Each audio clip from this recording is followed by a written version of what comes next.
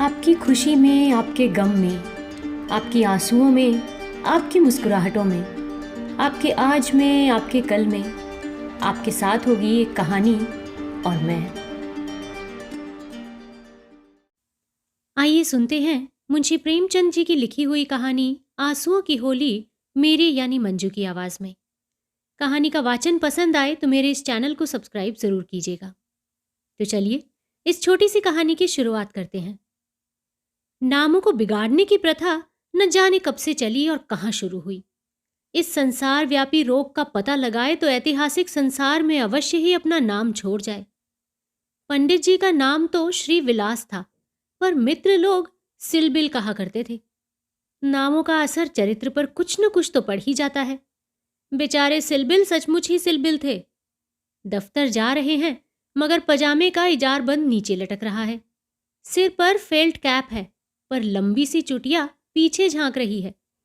हाँ, अचकन यूं तो बहुत सुंदर है। न जाने उन्हें त्योहारों से क्या चिढ़ थी। दिवाली गुजर जाती पर वो भला मानस कौड़ी हाथ में न लेता, और होली का दिन तो उनकी भीषण परीक्षा का दिन था। 3 दिन वो घर से बाहर ना निकलते। घर पर भी काले कपड़े पहने बैठे रहते थे। यार लोग टोह में रहते थे कि कहीं बच्चा फंस जाए, मगर घर में घुसकर तो फौजदारी नहीं की जाती ना। एक आधा बार फंसे भी, मगर घिघिया पुदिया कर बेदाग निकल गए। लेकिन अब की समस्या बहुत कठिन हो गई थी। शास्त्रों के अनुसार हर वर्ष तक ब्रह्मचर्य का पालन करने के बाद उन्होंने विवाह किया था। ब्रह्मचर्य के परिपक्व होने में जो थोड़ी बहुत कसर रही, वो 3 वर्ष के गौने की मुद्दत ने पूरी कर दी। यद्यपि स्त्री से कोई शंका न थी, तथापि वो औरतों को सिर चढ़ाने के हामी न थे। इस मामले में उन्हें अपना वही पुराना ढंग पसंद था। बीवी को जब कसकर डांट दिया तो उसकी मजाल है कि रंग हाथ से छुए। विपत्ति ये थी कि ससुराल के लोग भी होली मनाने आने वाले थे। पुरानी मसल है, बहन अंदर तो भाई सिकंदर। इन सिकंदरों के आक्रमण से बचने का उन्हें कोई उपाय न सूझता था। मित्र लोग घर में न जा सकते थे, लेकिन सिकंदरों को कौन रोक सकता है। स्त्री ने आंखें फाड़ कर कहा, अरे भैया, क्या सचमुच रंग घर न लाओगे? ये कैसी होली है बाबा? सिलबिल ने त्योरियां चढ़ाकर कहा, बस, मैंने एक बार कह दिया और बात दोहराना मुझे पसंद नहीं। घर में रंग नहीं आएगा और कोई नहीं छुएगा। मुझे कपड़ों पर लाल छींटे देखकर मछली आने लगती है। हमारे घर में ऐसी ही होली होती है। स्त्री ने सिर झुकाकर कहा, तो न लाना रंग संग। मुझे रंग लेकर क्या करना है? जब तुम ही रंग न छुओगे तो मैं कैसे छू सकती हूं? सिलबिल ने प्रसन्न होकर कहा, निस्संदेह यही साध्वी स्त्री का धर्म है। लेकिन भैया तो आने वाले हैं, वो क्यों मानेंगे? उनके लिए भी मैंने एक उपाय सोच लिया है। उसे सफल बनाना तुम्हारा काम है। मैं बीमार बन जाऊंगा, एक चादर ओढ़कर लेट जाऊंगा। तुम कहना कि इन्हें ज्वर आ गया है। बस, चलो छुट्टी हुई। स्त्री ने आंख नचाकर कहा, ए नौज, कैसी बातें मुंह से निकालते हो? ज्वर आए मुद्दई के घर, यहां आए तो मुंह झुलस तू निगोड़े का। तो फिर दूसरा उपाय ही क्या है? तुम ऊपर वाली छोटी कोठरी में छिप जाना ना। मैं कह दूंगी उन्होंने जुलाब लिया है। बाहर निकलेंगे तो हवा लग जाएगी। पंडित जी खिल उठे, बस बस, यही सबसे अच्छा है। होली का दिन है, बाहर हाहाकार मचा हुआ है। पुराने जमाने में अबीर और गुलाल के सिवाय और कोई रंग न खेला जाता था। अब तो नीले, हरे, काले सभी रंगों का मेल हो गया है, और इस संगठन से बचना आदमी के लिए तो संभव नहीं। हाँ, देवता ही बचे। सिलबिल के दोनों साले मोहल्ले भर के मर्दों, औरतों, बच्चों और बूढ़ों का निशाना बने हुए थे। बाहर के दीवान खाने के फर्श, दीवारें, यहां तक कि तस्वीरें भी रंग उठी थीं। घर में भी यही हाल था। मोहल्ले की नंदें भला कब मानने लगी थीं, पर नाला तक रंगीन हो गया था। बड़े साले ने पूछा, क्यों री चंपा, क्या सचमुच उनकी तबीयत अच्छी नहीं? खाना खाने भी ना आए? चंपा ने सिर झुकाकर कहा, हाँ भैया, रात ही से पेट में कुछ दर्द होने लगा। डॉक्टर ने हवा में निकलने को मना कर दिया है। जरा देर बाद छोटे साले ने कहा, क्यों जीजी, क्या भाई साहब नीचे नहीं आएंगे? ऐसी भी क्या बीमारी है? कहो तो ऊपर जाकर देख आऊं। चंपा ने उसका हाथ पकड़कर कहा, नहीं नहीं, ऊपर मत जाओ भैया, वो रंग वंग ना खेलेंगे। डॉक्टर ने हवा में निकलने को मना कर दिया है। दोनों भाई हाथ मल कर रह गए। सहसा छोटे भाई को एक बात सूझी। जीजा जी के कपड़ों के साथ क्यों न होली खेलें? वो तो बीमार नहीं है। बड़े भाई के मन में ये बात बैठ गई। बहन बेचारी अब क्या करती? सिकंदरों ने कुंजियां उसके हाथों से ले ली और सिलबिल के सारे कपड़े निकाल निकाल कर रंग डाले, रुमाल तक न छोड़ा। जब चंपा ने उन कपड़ों को आंगन में अलगनी पर सूखने को डाल दिया तो ऐसा जान पड़ा मानो किसी रंगरेज ने ब्याह के जोड़े रंगे हों। सिलबिल ऊपर बैठे बैठे ये तमाशा देख रहे थे, पर जबान न खोलते थे। छाती पर सांप सा लौट रहा था। सारे कपड़े खराब हो गए, दफ्तर जाने को भी कुछ न बचा। इन दुष्टों को मेरे कपड़ों से न जाने क्या बैर था। घर में नाना प्रकार के स्वादिष्ट व्यंजन बन रहे थे। मोहल्ले की एक ब्राह्मणी के साथ चंपा भी जुटी हुई थी। दोनों भाई और कई अन्य सज्जन आंगन में भोजन करने बैठे तो बड़े साले ने चंपा से पूछा, कुछ उनके लिए भी खिचड़ी विचड़ी बनाई है? पूड़ियां तो बेचारे आज खा न सकेंगे। चंपा ने कहा, अभी तो नहीं बनाई, अब बना लूंगी। वाह रे तेरी अकल, अभी तक तुझे इतनी फिक्र नहीं कि वो बेचारे खाएंगे क्या? तू तो इतनी लापरवाह कभी न थी। जा निकाल ला जल्दी से चावल और मूंग की दाल। लीजिए, खिचड़ी पकने लगी। इधर मित्रों ने भोजन शुरू किया था। सिलबिल ऊपर बैठे अपनी किस्मत को रो रहे थे। उन्हें इस सारी विपत्ति का एक ही कारण मालूम होता था, विवाह। चंपा न आती तो ये साले क्यों आते? कपड़े क्यों खराब होते? होली के दिन मूंग की खिचड़ी क्यों खाने को मिलती? मगर अब पछताने से क्या होता है। जितनी देर में लोगों ने भोजन किया उतनी देर में खिचड़ी तैयार हो गई। बड़े साले ने खुद चंपा को ऊपर भेजा कि खिचड़ी की थाली ऊपर दे आए। सिलबिल ने थाली की ओर कुपित नेत्रों से देखकर कहा, इसे मेरे सामने से हटा ले जाओ। क्या आज उपवास ही करोगे? तुम्हारी यही इच्छा है तो यही सही। मैंने क्या किया? सवेरे से जुती हुई हूं। भैया ने खुद खिचड़ी डलवाई और मुझे यहां भेज दिया। हाँ, वो तो मैं देख रहा हूं कि मैं घर का स्वामी नहीं। सिकंदरों ने उस पर कब्जा जमा लिया है। मगर मैं ये नहीं मान सकता कि तुम चाहती तो और लोगों के पहले ही मेरे पास थाली न पहुंच जाती। मैं इसे पतिव्रत धर्म के विरुद्ध समझता हूं। और क्या कहूं? तुम तो देख रहे थे कि दोनों जने मेरे सिर पर सवार थे। अच्छी दिल लगी है कि और लोग तो समोसे और खस्ते उड़ाएं और मुझे मूंग की खिचड़ी खिला दी जाए। वाह रे नसीब। तुम इसे 2-4 कौर खा लो ना। मुझे जो ही अवसर मिलेगा दूसरी थाली लाऊंगी। सारे कपड़े रंगवा डाले, दफ्तर कैसे जाऊंगा? ये दिल लगी मुझे जरा भी नहीं भाती। मैं इसे बर्दाश्त नहीं करूंगा। बदमाशी कहूंगा बदमाशी। तुमने संदूक की कुंजी क्यों दे दी? क्या मैं इतना पूछ सकता हूं? उन्होंने जबरदस्ती छीन ली। तुमने सुना नहीं? करती क्या? अच्छा, जो तो हुआ सो हुआ। ये थाली ले जाओ। धर्म समझना तो दूसरी थाली लाना, नहीं तो आज व्रत ही सही। एकाएक पैरों की आहट पाकर सिलबिल ने सामने देखा तो दोनों साले आ रहे हैं। उन्हें देखते ही बेचारे ने मुंह बना लिया, चादर से शरीर ढक लिया और कराहने लगा। बड़े साले ने कहा, कहिए कैसी तबीयत है? थोड़ी सी खिचड़ी खा लीजिए। सिलबिल ने मुंह बनाकर कहा, अभी तो कुछ खाने की इच्छा नहीं है। नहीं, उपवास करना तो और भी हानिकारक होगा। खिचड़ी तो खा लीजिए। बेचारे सिलबिल ने मन में इन दोनों शैतानों को खूब कोसा और विष की भांति खिचड़ी कंठ के नीचे उतारी। आज होली के दिन खिचड़ी ही भाग्य में लिखी थी। जब तक सारी खिचड़ी समाप्त न हो गई दोनों वहीं डटे रहे, मानो जेल के अधिकारी किसी अनशन व्रतधारी कैदी को भोजन करा रहे हों। बेचारे को ठूस ठूस कर खिचड़ी खानी पड़ी।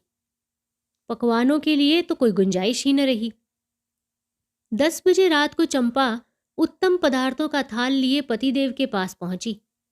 महाशय मन ही मन झुंझला रहे थे। भाइयों के सामने मेरी परवाह कौन करता है? न जाने कहां से दोनों शैतान फट पड़े। दिन भर उपवास कराया और अभी तक भोजन का पता नहीं। बारे चंपा को थाल लाते देखकर कुछ अग्नि शांत हुई। बोले, अब तो बहुत सवेरा है, 1-2 घंटे बाद क्यों ना आई? चंपा ने सामने थाली रखकर कहा, तुम तो न हारी ही मानते हो न जीती। अब आखिर ये 2 मेहमान आए हुए हैं, इनकी सेवा सत्कार न करूं तो भी काम नहीं चलता। तुम ही को बुरा लगेगा। कौन रोज आएंगे? ईश्वर ना करे कि रोज आएं। यहाँ तो एक ही दिन में बधिया बैठ गई। थाल की सुगंधमय तरबतर चीजें देखकर सहसा पंडित जी के मुखारविंद पर मुस्कान की लाली दौड़ गई। एक एक चीज खाते थे और चंपा को सराहते थे। सच कहता हूं चंपा, मैंने ऐसी चीजें कभी नहीं खाई थी। हलवाई साला क्या बनाएगा? जी चाहता है कि कुछ इनाम दे दूं। तुम मुझे बना रहे हो, क्या करूं? जैसा बनाना आता है मैं बना लाई। नहीं जी, सच कह रहा हूं, मेरी तो आत्मा तक तृप्त हो गई है। आज मुझे ज्ञात हुआ कि भोजन का संबंध उधर से इतना नहीं जितना आत्मा से है। बतलाओ, क्या इनाम दूं? जो मांगूं वो दोगे? दूंगा, जनेऊ की कसम खाकर कहता हूं। ना दो तो मेरी बात जाए। अरे कहता हूं भाई, अब कैसे कहूं? क्या लिखा पढ़ी करके दूं? अच्छा, तो मांगती हूं, मुझे अपने साथ होली खेलने दो। पंडित जी का तो रंग उड़ गया। आंखें फाड़ कर बोले, होली खेलने दूं? मैं तो होली खेलता ही नहीं, कभी नहीं खेली मैंने। होली खेलना होता तो घर में छिप कर क्यों बैठता? तुम औरों के साथ मत खेलो, लेकिन मेरे साथ तो खेलना ही पड़ेगा। ये मेरे नियम के विरुद्ध है। जिस चीज को अपने घर में उचित समझूं, उसे किस न्याय से घर के बाहर अनुचित समझूं? सोचो। चंपा ने सिर नीचा करके कहा, घर में ऐसी कितनी बातें उचित समझते हो जो घर के बाहर करना अनुचित ही नहीं, पाप भी है। पंडित जी झेंपते हुए बोले, अच्छा भाई, तुम जीती मैं हारा, अब मैं तुमसे यही दान मांगता हूं। पहले तुम मेरा पुरस्कार दो, पीछे मुझसे दान मांगना। ये कहते हुए चंपा ने लोटे का रंग उठा लिया और पंडित जी को सिर से पांव तक नहला दिया। जब तक वो उठकर भागे, उसने मुट्ठी भर गुलाल लेकर उनके सारे मुंह में पोत दिया। पंडित जी रोनी सूरत बनाकर बोले, अभी और कसर बाकी हो तो वो भी पूरी कर लो। मैं जानता था कि तुम मेरी आस्तीन का सांप बनोगी। अब और कुछ रंग बाकी नहीं रहा। चंपा ने पति के मुख की ओर देखा तो उस पर मनोवेदना का गहरा रंग झलक रहा था। पछताकर बोली, क्या तुम सचमुच बुरा मान गए हो? मैं तो समझती थी कि तुम केवल मुझे चिढ़ा रहे हो। श्री विलास ने कांपते हुए स्वर में कहा, नहीं चंपा, मुझे बुरा नहीं लगा। हाँ, तुमने मुझे उस कर्तव्य की याद दिला दी जो मैं अपनी कायरता के कारण भुला बैठा था। वो सामने जो चित्र देख रही हो, मेरे परम मित्र मनहर नाथ का है, जो अब संसार में नहीं है। तुमसे क्या कहूं, कितना सरस, कितना भावुक, कितना साहसी आदमी था। देश की दशा देख देख कर उसका खून जलता रहता था। हाँ भी ये कोई उम्र होती है, पर वो उसी उम्र में अपने जीवन का मार्ग निश्चित कर चुका था। सेवा करने का अवसर पाकर वो इस तरह उसे पकड़ता था मानो संपत्ति हो। जन्म का बिरागी था, वासना तो उसे छू ही न गई थी। हमारे और साथी सैर सपाटे करते थे, पर उसका मार्ग सबसे अलग था। सत्य के लिए प्राण देने को तैयार। कहीं अन्याय देखा और भवें तन गई, कहीं पत्रों में अत्याचार की खबर देखी और चेहरा तमतमा उठा। ऐसा तो मैंने आदमी ही नहीं देखा। ईश्वर ने अकाल ही बुला लिया, नहीं तो वो मनुष्यों में रत्न होता। किसी मुसीबत के मारे का उद्धार करने को अपने प्राण हथेली पर लिए फिरता था। स्त्री जाति का इतना आदर और सम्मान कोई क्या करेगा? स्त्री उसके लिए पूजा और भक्ति की वस्तु थी। 5 वर्ष हुए, यही होली का दिन था। मैं भंग के नशे में चूर, रंग में सिर से पांव तक नहाया हुआ, उसे गाना सुनने के लिए बुलाने गया तो देखा कि वो कपड़े पहने कहीं जाने की तैयारी में था। मैंने पूछा कि कहाँ जा रहे हो? उसने मेरा हाथ पकड़कर कहा, तुम अच्छे वक्त पर आ गए, नहीं तो मुझे जाना पड़ता। एक अनाथ बुढ़िया मर गई है, कोई उसे कंधा देने वाला नहीं मिलता। कोई किसी मित्र से मिलने गया हुआ है, कोई नशे में चूर पड़ा हुआ है, कोई मित्रों की दावत कर रहा है, कोई महफिल सजाए बैठा है, कोई भी लाश को उठाने वाला नहीं। ब्राह्मण क्षत्रिय उस चमारिन की लाश को कैसे छुएंगे? उनका तो धर्म भ्रष्ट होता है। कोई तैयार ही नहीं होता।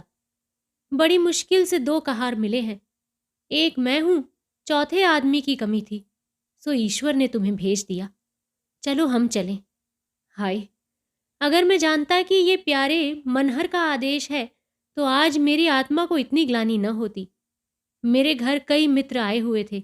गाना हो रहा था। उस वक्त लाश उठाकर नदी जाना मुझे अप्रिय लगा।